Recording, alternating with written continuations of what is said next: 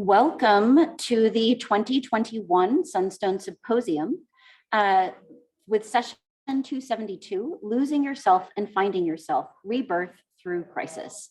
At Sunstone, we are making it a goal to build a community that allows many ways for people to express their faith. Our tagline is, there is more than one way to Mormon.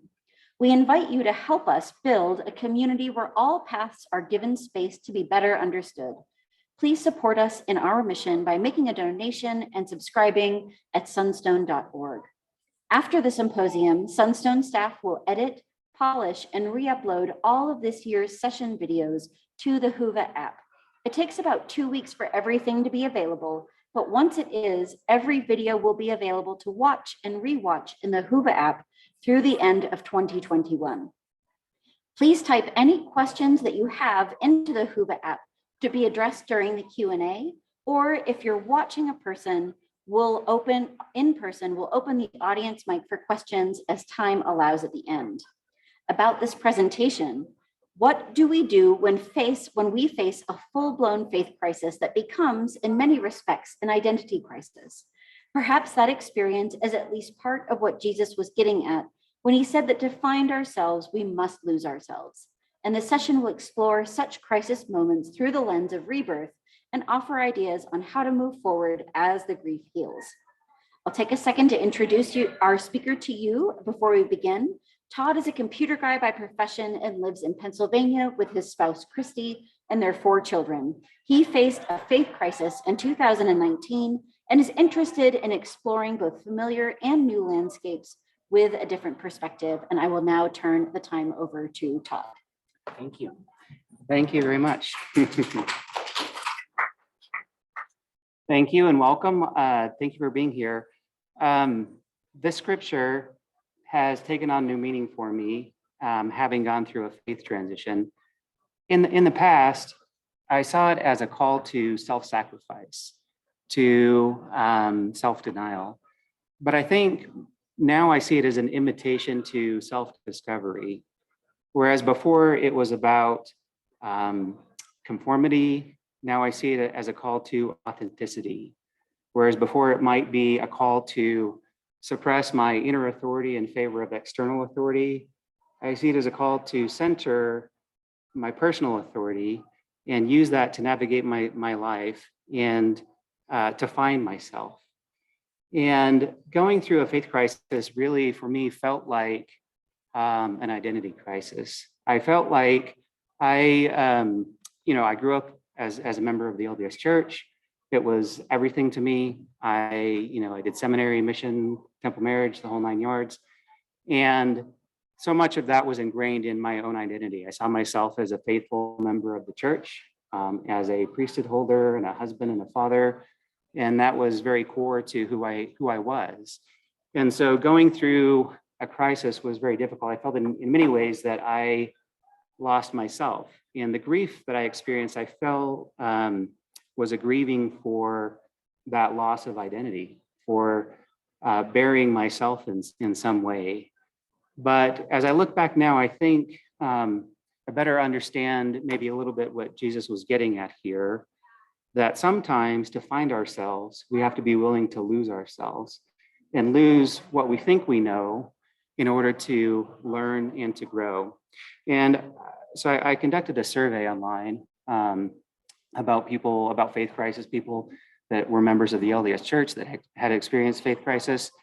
And 71% of people indicated that they had experienced a dramatic shift in their perspective. There was like a defining moment where their perspective changed, where they felt like there was almost a physical shift. And people described that in various ways. Someone said it felt like a physical jolt, almost like a lightning bolt or a light switch. Someone indicated that it felt like their entire understanding shattered around me and they were left to pick up the pieces. Enlightening and devastating at the same time. And I had such a moment where I felt like, there was sort of this defining moment where my worldview suddenly changed and I had a new perspective. And in that moment, if you had asked me about what I believed about anything or what my perspective was. The only answer I could have given is, I don't know. And yet I was completely at peace with that. It was the most amazing feeling to feel like I didn't have to have the answers. My son, who is headed off to college in a few weeks, wrote a haiku for his college application that I think perfectly captures that moment for me. And it was a moment where I felt like I knew nothing, but in that lack of knowledge, I understood things that I had never seen before, and I had a new perspective. But this process of rebirth is also accompanied by a sense of grief and loss. And this sort of defining moment of this worldview change was followed by a period of pretty intense grief as I tried to sort through what that meant for my life. What did that mean for me? What did that look like? How, what would I do? What would I become? Who was I if I didn't have the church, if I didn't have my faith, if I didn't have that perspective? And so I think experiencing that phase of grief is common for people that go through a faith transition, especially people that go through that kind of a transition later in life. But I think, as that grief began to heal, and now I'm at a point where, the pain and the grief isn't there, it's time for me to figure out, where do I go from here? What do I do? Where do I, how do I rebuild and take the valuable things that I learned from my church experience and carry those forward? And when, I mentioned that I have a son going to college. When we went to visit universities in the spring, we met with a professor, and he had some advice for my son. And his advice was, get good grades, pick a major, do all that stuff. But think about the projects of yourself. What do you want to learn? How do you personally want to grow and develop yourself while you're here at the university? And I think each of us has a great project of ourself that is our great life work. And so I hope to offer today some tools in thinking about how we approach this project of self. How do we find ourselves when we feel lost? How do we pick up those pieces that we feel like have shattered around us and make sense of the world again? And how do we start to move forward? So I'm going to cover some of the results from the survey that I did to set the stage. Then I'm going to talk about ways that I think we can think about church experience, prayer, and scriptures in ways that help us to rebuild and move forward. And we're going to go through those throughout the presentation. So in the survey, 80% of people that responded, and we had almost 1,400 people respond, 80% said prior to their faith crisis, they considered themselves all in. And this is, within the LDS context. They were all in, fully believing members, sort of the core people that were there every Sunday. We did have some people that had varying levels of attendance that were belief prior to their faith crisis. But I think, it's telling that a lot of people, they saw themselves as all in. This was their identity. This was part of who they were. Of the people that responded to the survey, nearly 70% said that they no longer held to any specific religion, didn't have any religious practice in their life. Nearly 20% actually indicated that they did participate in in religion, but didn't feel like that there was one true church. And then there was another significant group of people that were unsure or undecided. And then finally, there was a question about how confident are you in your current beliefs, in your current perspective? Only 38% said that they were fully confident. And a lot of people were still, I think, seeking and searching to pick up those pieces, to find ways to put things together. Interestingly, I asked, how helpful were different things during your faith crisis? And very few people indicated that scriptures or church attendance or prayer were helpful for them during their faith crisis. So the Sunday school answers didn't seem to be helpful for the respondents. And I think that's understandable, because when you go through that experience, when you have that change in worldview, It leaves you feeling unmoored, and the things that worked so well in the past, the answers that came so easily before, no longer come. And so there's this process of rebuilding and rediscovery. And so that's what we're going to talk about today. And we're going to use those Sunday school answers to think about how we might recontextualize or look at the positive things that church attendance and scripture study and prayer can offer us, and think about those as needs that we have in our lives, whether we participate in a religious setting or not, and use those things to help us think about how to rebuild, how to grow, how to move forward after crisis. And ultimately, how do we discover ourselves in that process? So first, we're going to talk about church attendance.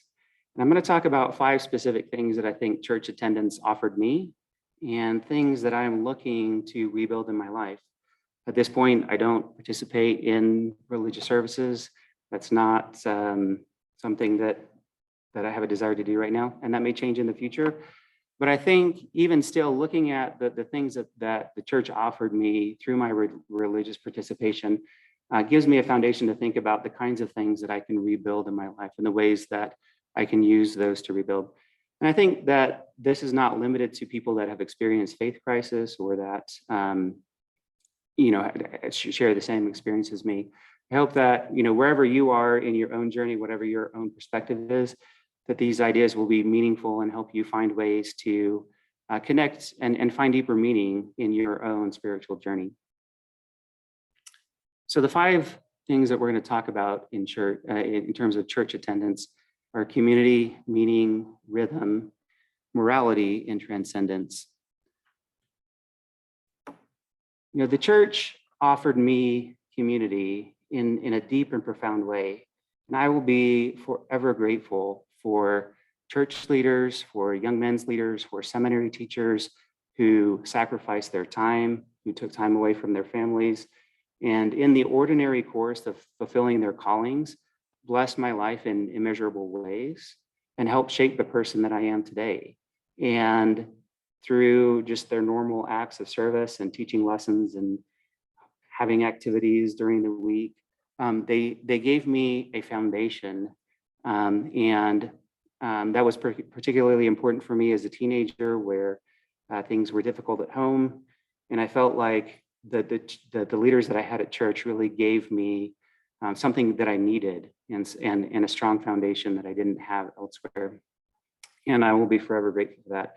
I'm also grateful for the way that my Mormon community has rallied around me at various times in my life. There was a time where we were trying to move, and I, with health insurance, I had to schedule a surgery right before we were ready to move. And we had ward members and family members show up to help my wife load a moving truck while I was laid up trying to recover from surgery. And it's hard to describe what I felt at that time, and sort of just the love that I felt from those angels who came to serve in that time of need.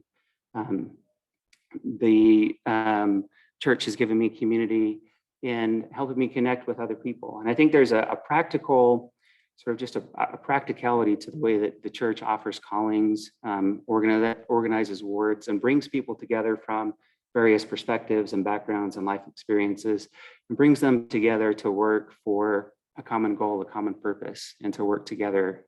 And I'm grateful for that sense of community that I found in the church. I think there are some ways in which community in the church can be less effective. There are times where there's maybe too much of an emphasis on conformity and not space for people who are different or have questions. And I think there are times where sort of the in-group and out-group dynamics become a bit overwhelming because of that. But I think as I move forward, that the space of community leaves a hole that I'm looking to fill, and I'm looking for a sense of community. How do I find that kind of community where I can connect with and serve and care for others? And so I think, wherever we're at in our journey, I think it's important for us to find ways to build community and to connect with others. And, I'll state that I don't have answers. I'm still looking and figuring out what this all looks like for me, but I think it's important to ask these questions and think about how do we use these ideas to rebuild or to strengthen ourselves in the journey that we each have. The next thing that the church gave me is meaning. And I think the church offered me meaning both in terms of the story of creation, the story of the universe, what is my place in this scheme of things? What is my potential? And there's a meaning that comes from that great story. But there's also a kind of meaning that comes from belonging, from being able to work together with people in a cause that's greater than just myself. There's meaning to be found in sort of practical action that's aligned with values, right? In taking my personal values and living those in a real and concrete way.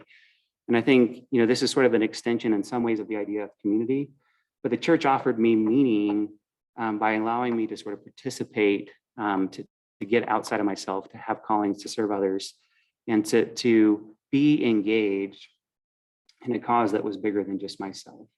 And so I'm grateful for that meaning that the church had offered me. And now that meaning doesn't, maybe I look at it with a different perspective now, having gone through that faith transition. I think this is an area where in my own life, I'm thinking about what are my values? How do I engage in action that's compatible with those values? How do I take those values and put them into practice? How do I find those causes and those groups and that kind of meaning that comes from being engaged in something bigger than just myself and be connected to the larger world in a meaningful way?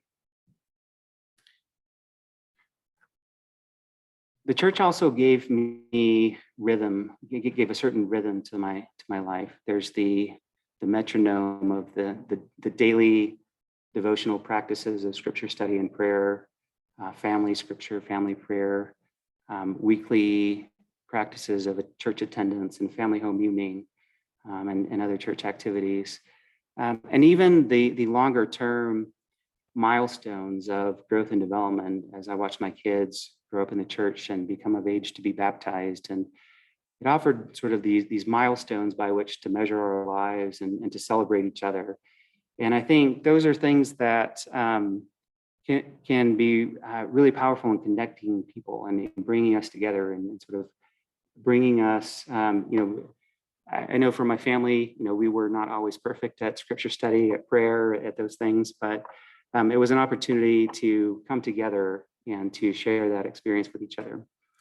So as we have, I've transitioned out of the church and my family has transitioned out of the church, we've looked for ways to recreate this kind of rhythm. We've had at dinner times, we will have unprayer where we talk about things that we're grateful for, and everybody has a chance to say something that they're grateful for.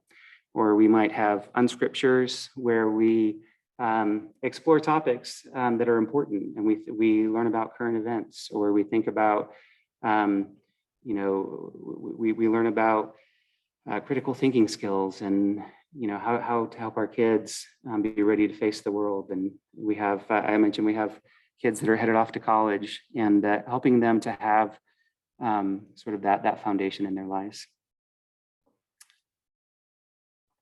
I think the church also offered me a sense of morality. There were clearly defined lines between right and wrong.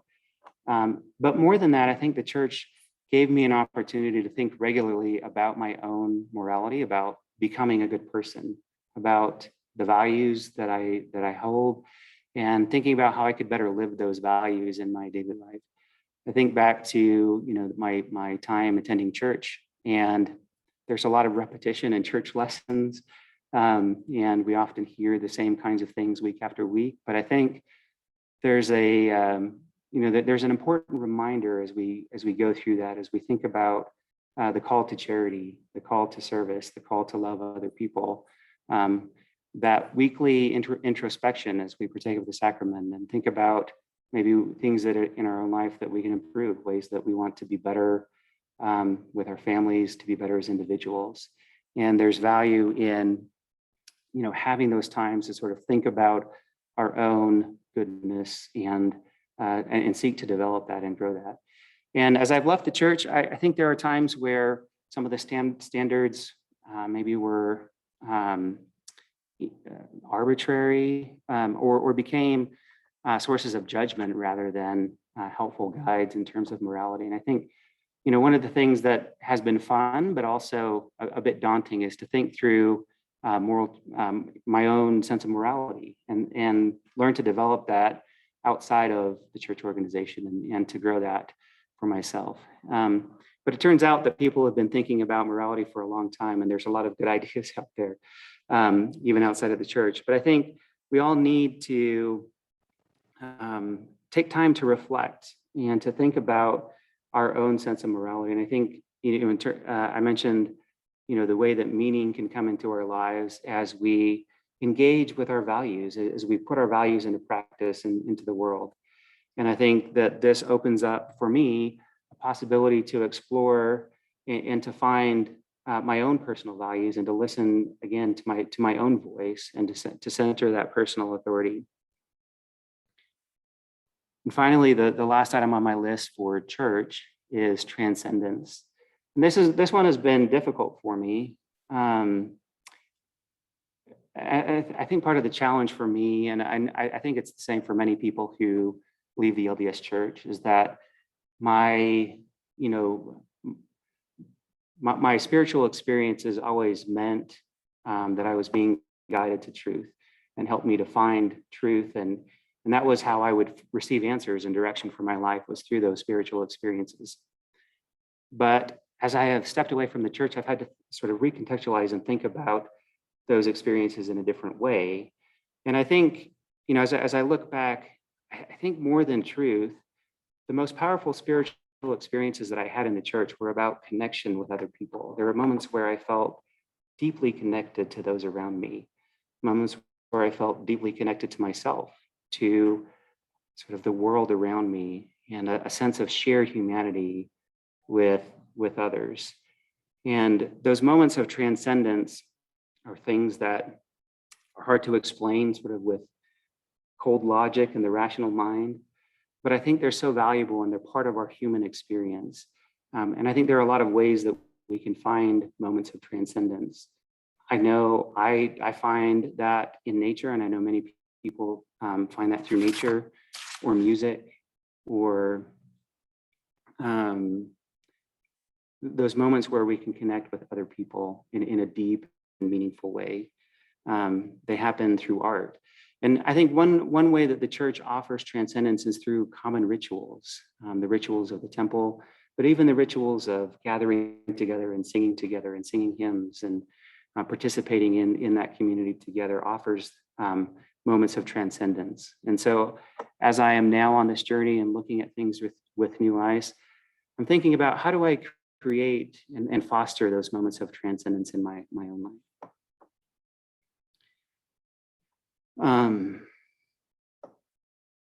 Next, we're going to look at prayer, and I'm going to talk about some of the ways that I think prayer can be meaningful. And for me, it's difficult to pray because I'm not quite sure what I think about God or what that looks like anymore. But I think there's still value in the process of prayer or mindfulness or meditation in ways that can connect us and ground us. I think there are three specific benefits that prayer-like practices can offer in our lives: connection, commitment, and surrender. We're going to talk through each of these. First of all, I think prayer has always offered me a connection. It was a connection to the divine, but I think now I see it as a connection to the divine within me, and a way to connect with my own voice, to find my own voice and intuition and connect on a deeper level with my own self. I think prayer and prayer-like practices can help us connect with others. I think about the ways that as a member of the church, I united in group prayer with members of the ward, group fasting. And I don't ever think that, it was about getting the right numbers of people to say the right prayers to change God's mind about what would happen. But I think it's a practice that brings us together as a community to share hope with each other and to share a common experience and unite us in that experience. And there's this power in that kind of unity of hope. And so as I think now about my own journey, I look at ways to connect on that level with other people, but then also with myself. And how do I build that kind of connection? How do I listen to my own voice? How do I get my noisy, rational mind out of the way sometimes and listen to my own intuition and find that inner voice that speaks to me?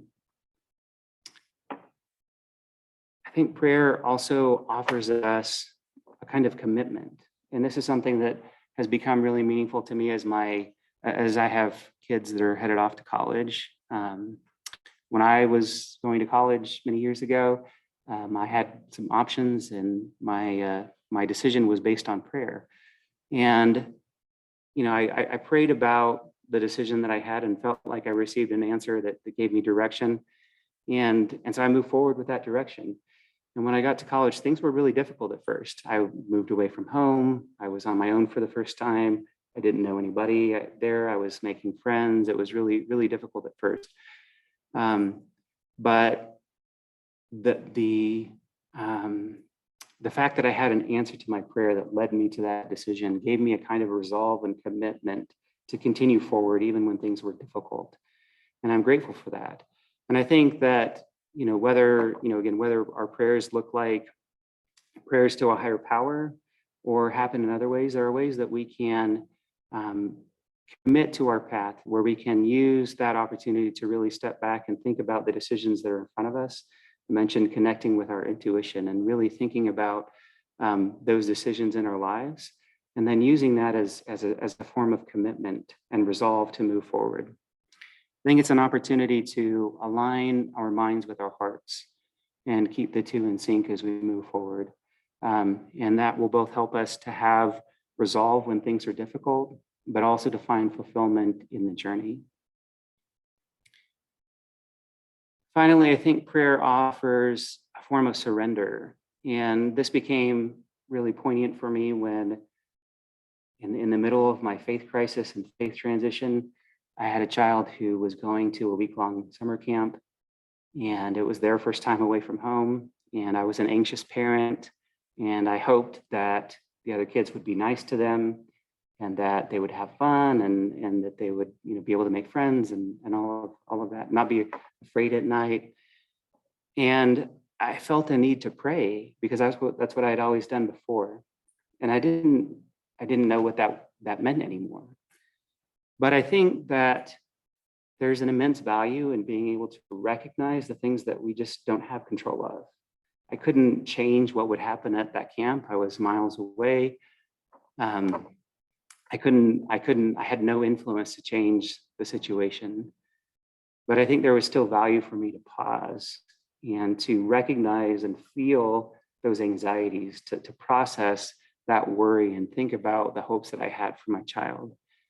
And then to be able to let it go, to give it up to the universe, to a higher power, or to let it go and recognize my inability to control that situation.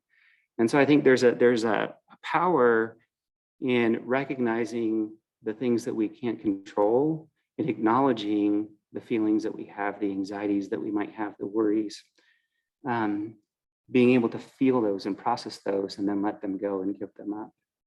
And that sense of surrender is a powerful part of prayer. And I think that's something that I'm thinking about in my own life. And how do I engage in those kinds of activities? So next, we're going to talk about scriptures and the way that I think about scripture. And I would say my definition of scripture has expanded through my faith crisis. And a lot of the points that we talk about here are going to touch on sort of this expanded view of scripture. So in my mind, scripture is something that offers reflection, inspiration, expansion, and grounding. First, in terms of reflection, I think scripture offers us self-reflection. And I think there's sort of a power that comes from that daily devotional practice of engaging in forms of self-reflection, turning inward helping us to find our own voice. And those moments of self-reflection are critically important for us as we seek to find ourselves. But I think that scripture, good scripture, is also a reflection of self, wherein we can see ourselves in the stories of the scripture. We can see ourselves in the stories that play out. I think in many ways, the stories that exist in the Bible and the Book of Mormon are stories about humanity. They're stories about people and the hopes and fears that people have, conflicts that they face, and how they respond to choices and challenges. And rather than seeing scripture as an imperative that tells us how we should behave in certain situations or what we should do, I think scripture reflects our sense of shared humanity and offers us a window into our own selves to think about the choices that confront us and how we would respond in certain situations. And so I think good scripture not just helps us to look inward, but also helps us to look outward and to think about when we're the hero and sometimes when we're the villain. And what does that mean for us? And how does that shape our choices? I think scripture also offers inspiration. Scripture teaches us ideals and helps us to yearn for goodness. Scripture can turn our hearts outward toward other people and help us to think about not just our values, but how do we want to live those, and what are the ideals that we're striving for? Scripture can offer us inspiration in terms of hope and healing, and scripture can offer us stories about the heroine that vanquishes the enemy. And I think we all need those stories because we need to feel like we can vanquish. We need to see ourselves in those stories and find inspiration and courage for our own lives. I think scripture also offers us expansion. Scripture helps show us where we might be wrong. It's not just about showing us that we're right, but teaching us ways that we might be wrong, helping us to think outside of ourselves, think outside of our own box. I think good scripture helps us wrestle with difficult questions and really get outside of our comfort zone and really engage in challenging the stories that we tell ourselves, the stories that we tell us about our own selves, the stories that we tell about other people, and the stories that we have about the world. And scripture challenges those and helps us to expand our view and to think differently, and teaches us to continue our quest for growth and progress. And I think that sometimes when we have an overabundance of certainty in our own perspective, that tends to limit our growth. And so scripture should challenge us to let go of that certainty and to wrestle with the difficult questions and think about what it means to be wrong or to be unsure and still to move forward. Finally, I think scripture offers us grounding, and in scripture, we find connection to our human family, and it gives us a picture of our shared humanity with others and the relationship that we have to others around us. Scripture teaches us about the human story and our place in it, and helps us to find connection and commonality with others. And so I think good scripture offers us reflection, inspiration, expansion, and grounding. Now, I think there are some things that I think I would term pitfalls or that I've noticed as I've gone through my faith transition. And I think in many ways, these are reflections of things that, I carried before my faith transition, but they show up in different ways in my life. And so I want to talk through some of the pitfalls that have come as I've gone through a faith transition, or things that I've realized. And I think these are important to talk about and as ways for continued growth. And we're going to talk about ignored bias, untouchables, and zealous certainty. First, in terms of ignored bias, I think, one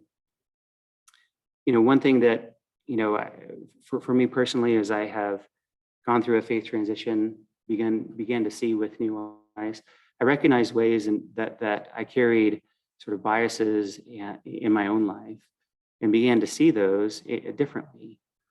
Things like sexism, racism, homophobia, and even ableism. And I think these are things that we learn in our greater society, but that can also be taught within the walls of church. But sort of the act of separating from the church, of recognizing those kinds of biases in myself, doesn't free me from those biases, doesn't make me an automatic ally for people that experience oppression or marginalization. And so I think that there's, as I've gone through my own faith transition and started to recognize ways that my own biases affect my thinking and the way that I see others and the way that I move in the world around me, I think there's an important call to action to put in the work, to learn about the kinds of privilege that I have, to listen to voices of people that live and exist in marginalized spaces, to put aside my own pride and my own feelings and really listen and trying to get outside of myself, to recognize when I might feel defensive and let that go, so that I can listen and better learn and respond to others and think about the biases that I still carry. I think it's important to start to recognize, and I think going through a faith transition helps many people recognize biases like homophobia and racism and sexism, but that transition alone doesn't solve the problem. That's just an invitation. That's the starting point for us to start thinking about those things in a deeper way, and to recognize the way that we carry those internalized biases in our own lives. And I think it's important to really engage and to wrestle, to listen to those voices and engage the work. I think there's also a tendency to sort of prop up untouchables, and by that I mean ideas or people that almost take on a sacred nature, right? That we can't question. That, if there's a criticism of someone in an ex-Mormon space or an idea, that we feel like we have to defend things, even if they may not be defensible. And I think that's something that we learn as we transition, and we begin to see with new eyes that those who lead are imperfect, that we're all human, we all make mistakes, none of us is perfect. And I think it's important for us to be able to recognize that, to take the good without feeling like we have to defend the bad, that we can break down the pedestals of the untouchables, that we can be willing to be wrong, that we recognize that that we might be wrong about the way that we think about certain things, or the way that we approach certain things, and we can still learn from others.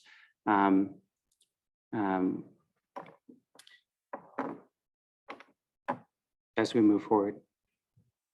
I think the last pitfall that I wanted to talk about was zealous certainty, where I think it's common for people who go through a faith transition and go through a grief period to also experience anger, and that's part of the grieving process, and that's natural. And I think people need spaces and ways to process that anger and to work through that, and I think that's important. But I also think that, as we sort of leave the church or leave behind and transition to a new worldview, it's important for us to let go of zealous certainty that our path or the way that we view things is right for anybody else. I think it's important that we're confident that we are doing the things that are right for us, that we are following our heart in our own journey, that we are moving forward in the way that we know best how to do, but we realistically can't give anybody else direction or know what's best for them. We haven't lived their experience. We don't know what their experience is, and we need to make space for each other to have differences, to be different, and to have different experiences. It's about letting go of the certainty that we know what somebody else needs, that we have the answers that they need. And if they just knew what we knew, if they just could see what we see, then they would be like us. And I think it's more important that we practice skills of differentiation and allow people to grow in the ways that feed them best as we grow in the ways that feed us best. I do want to be clear, though, that I don't think that means that we can't give voice to harm or problems that we might see. And I think this is something that can be difficult. I mentioned, leaving the church and recognizing biases and having a new perspective. And I think sometimes that new perspective allows people or me to see ways that I experienced harm in my experience in the church. And I think it's important that we call out cases of harm or we call out the potential for harm, that we have conversations, difficult conversations about how to make things better, how to correct those cases of harm and what that looks like. And so I think there's a balance between sort of that zealous certainty and also being an advocate for people that might feel marginalized or shine a light into the dark corners that need some light and that to help foster change. I would also say that it doesn't mean that we can't have confidence in our own beliefs, but again, it's about being confident that we're on the right path for ourselves without trying to define what that path looks like for anybody else. So in conclusion, I want to come back to this idea of our great work as our self journey, our journey of self-discovery and self-improvement. And for me, I don't know what these, I mentioned I'm still looking for answers, still looking for what things might look forward on my journey going from here. But as I think about my journey, I think about the lessons that I learned at church. I think about the community that I found there, the meaning, morality, the rhythm, and the transcendence that I found in church. I think about the things that I gained from prayer.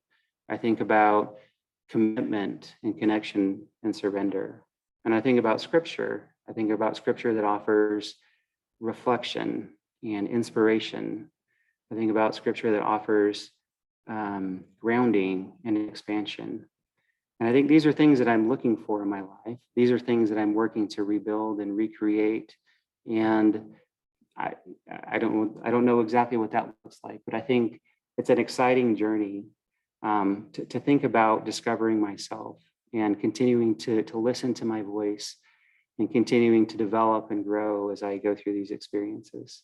And so it's my hope that we can each take these ideas and in whatever our own journey looks like, that we can find ways to have more connection and meaning and transcendence, that we can find inspiration and groundedness and expansion, that we can challenge ourselves and that we can recognize our sense of shared humanity with each other and connect with each other on a deeper level. And that's my hope. And thank you.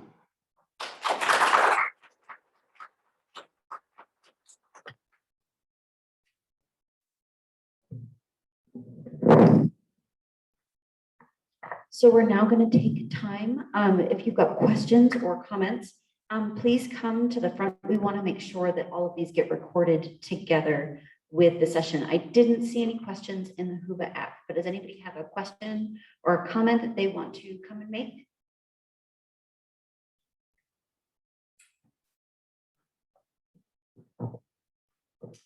Great job on your presentation. I think it's really enlightening. And I think all of the points that you made are extremely valuable for all of us in our lives, no matter where we're at on our journey.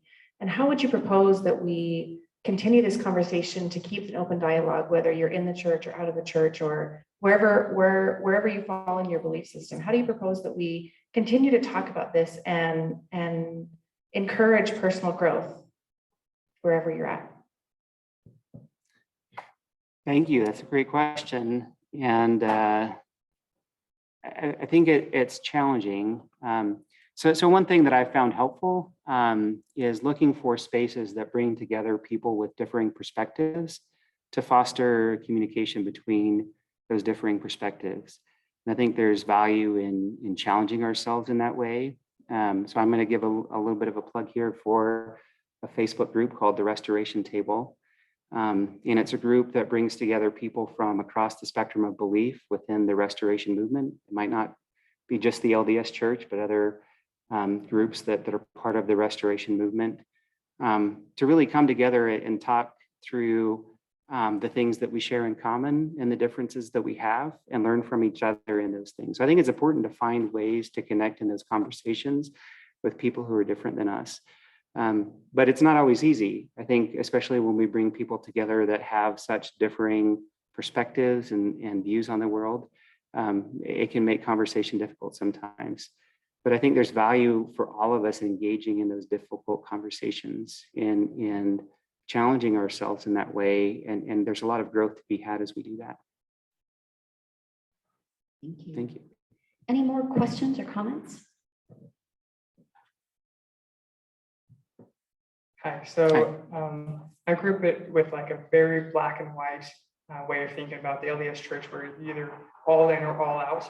And I'm noticing it more and more as I kind of distance myself and try explaining my point of view a little bit. But I'm having a hard time. You actually mentioned something that you like being able to take the good things and not defend the bad things. I've noticed that a lot of people kind of use that to describe the Bible. Like they take the good out of the Bible, but they don't want to have to defend all the bad in the Bible. Do you ever come across an issue like that where you recognize that you have trouble accepting other people that want to take the good but not defend the bad with something that they're taking like a broad stance on, like all the church is perfect except for parts I don't like, and I just kind of am the cafeteria Mormon, even though I say I'm not, or something like that? I don't know if that question made sense at all. Yeah, it does make sense, actually. And thank you. That's a great question. Again, I think it's challenging, especially, coming from a very sort of black and white perspective, where there's a right answer and there's a wrong answer, and it's one or the other. I personally have experienced frustration in online discussions with believing members of the church who, I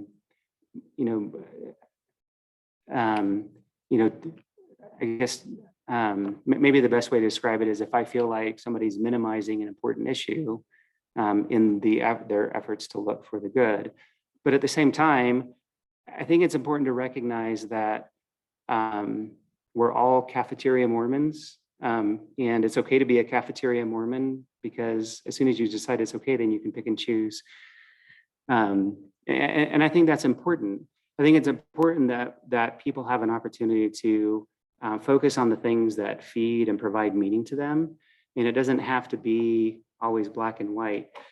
I think, though, that it's important that we also are willing to recognize and acknowledge and give voice to harm and to things that are negative. And, there's this idea of spiritual bypassing where, we avoid negative emotions and negative experiences to focus on the positive. And I think, so I would say there's a difference between sort of spiritual bypassing and then acknowledging things that may be harmful or problematic, while also choosing to focus on the things that feeds feed oneself and provide spiritual and that meaning and edification.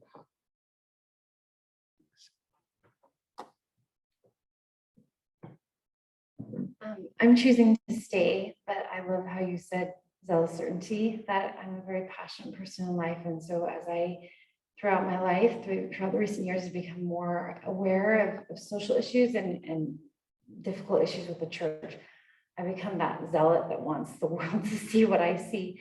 So how do you propose within the church? The reason that I am at where I'm at with the church is because people have opened my eyes through sharing things and saying things that made me think outside the black and white. So how do you propose gently being that force of change to help people within the church see these things without being that zealot, hardcore roar that I tend to want to be? Why can't you see this? Even though I was that same person, a year ago. How do you propose being that agent of change without people feeling attacked, to help them see? Yeah, that's great question. And you guys are asking some tough ones. I don't have answers for everything, but I will give you my perspective. So, for me, I think I mentioned it's important to be able to give voice to things that are harmful. I also think it's important for us to be able to share freely our own experiences and the good that we find in our own experiences. And so, sometimes I think as an ex-Mormon, I'm reticent to sort of share my perspective because I don't want to come across as trying to convince someone else. But I think it's important for us to share our own journey, and that when someone shares a perspective that's different than ours, that we sort of push down our defensiveness so that we can listen to their experience and sort of listen to that. So and I think whether, that's someone that's inside the church that's advocating for change, or someone that's outside the church, whatever our perspective, I think it's important for us to be able to share those things that are important to us. To me, the difference isn't in what we share, it's more about how we share. And is our goal to convert someone, to tell them that they're wrong, to tell them why we're right?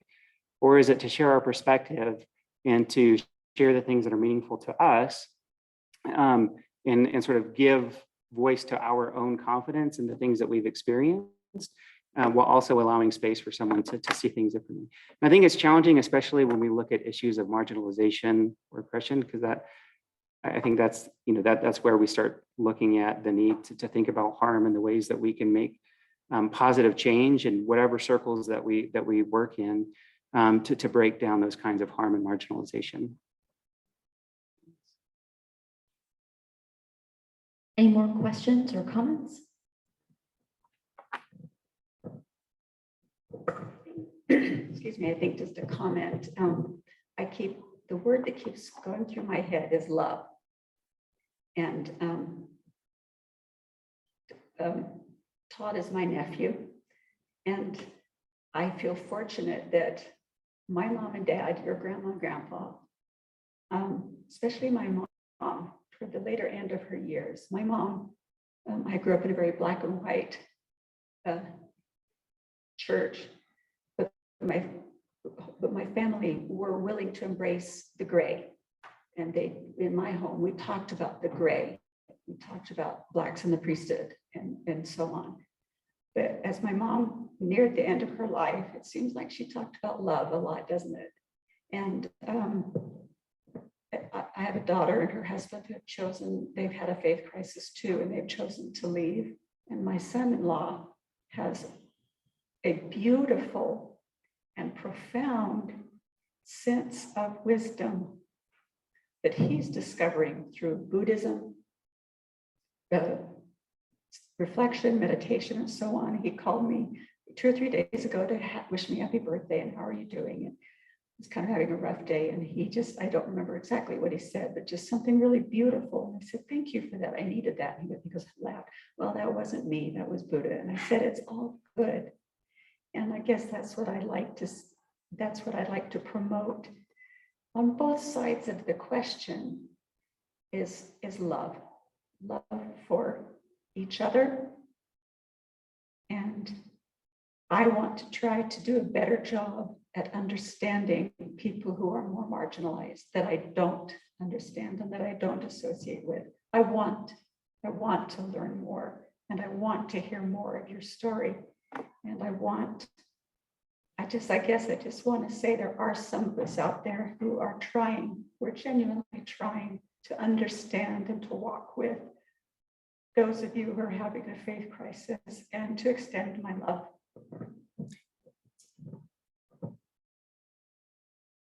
Thank you. And I'll just say in the survey I did, a third of people indicated that they had lost family relationships as a result of their faith transition, and 40% said they had lost friendships. And I think how tragic it is to lose relationships with loved ones over those kinds of things. And I know that it can be very difficult, and it's a two-way street. But I think the goal of our religion, our spirituality, our journey, the goal of these things that I've talked about today is about love. It's about recognizing the shared humanity that we have, the way that we're connected with others around us, to break down the barriers of which group we're in, and to just be part of the human family and love each other. We've got a question from online from Huba, which says, these asks, these 5 dimensions, community, meaning, rhythm, morality, and transcendence, are thought-provoking and helpful, Todd. I'm finding myself wondering what precipitated your own faith crisis. Would you be willing to share that story briefly? Sure. So I think the best way to describe it is I had wrestled with difficult questions for years as a member of the church, exploring difficult topics in church history and church doctrine.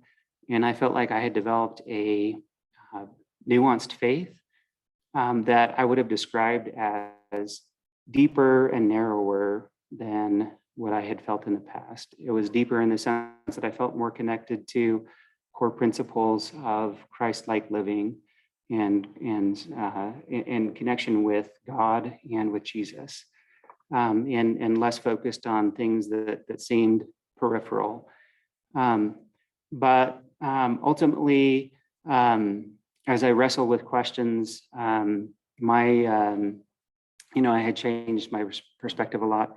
My wife decided to step away from the church, and as we talked, and she, we talked about the difficult issues and her reasons for separating from the church.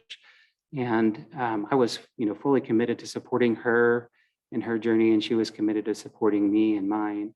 But that was a transition and a change in our relationship that forced me to maybe dig deeper than I had before and wrestle with some questions in a deeper way than I had before.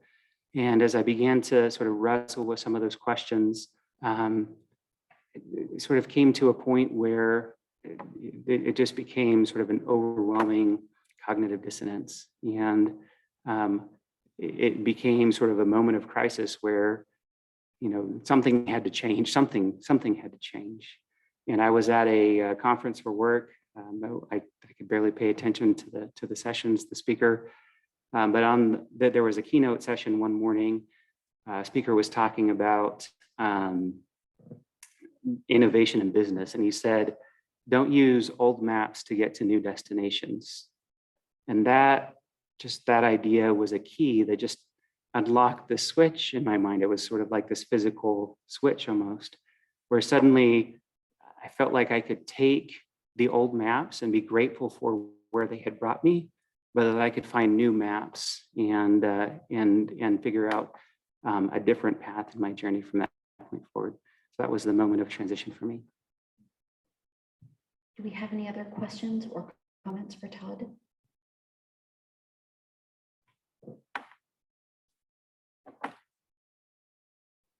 So for you, if you don't mind asking, have you guys found another faith or another faith community that has given you all of those things? Or for you, what's been your journey like in regards to all of those things that you beautifully spoke about post-Mormonism?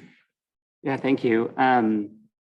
So we have attended a local Unitarian Universalist congregation near us. And I think there's promise there. So my faith transition happened in late 2019, and was still very much in the stages of grief when COVID shutdown started and things started closing. And so, a lot of my own transition and processing has happened at home due to the pandemic. And as things are opening up and that landscape is changing, I'm asking these questions and wondering what that looks like. And it might look like joining with Unitarian Universalists and participating in that congregation. It might look like something different. So I don't know yet, but I think, these are questions that I'm still seeking to answer. And the other thing that I'll say is I feel like before my faith transition, I had a level of certainty that I would have said, I know what my life is going to look like 5 years now, from now, 10 years from now.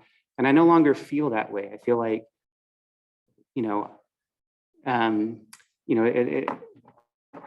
so I think the movie Frozen 2 is really about faith crisis. And maybe it's just because of the timing of that movie with my own faith crisis. But when Anna thinks about finding the next right thing, I think that's what my journey looks like now, is figuring out what's that next right thing. And I don't know what that, I'm still looking for that right now. And then I don't know what the future holds. But I think there's a lot of excitement in not knowing sometimes. Yeah, so all of my children have transitioned out of the church at this point. So we're on a new journey of family discovery together. So do we have any other quick final comments? I just want to say that my big faith transition happened with Frozen 1. So, I feel you there. I want to thank everybody for attending our session today. If we want to continue this conversation, let's go out in the hall to do so that the next group can come in and use the space. Thank you.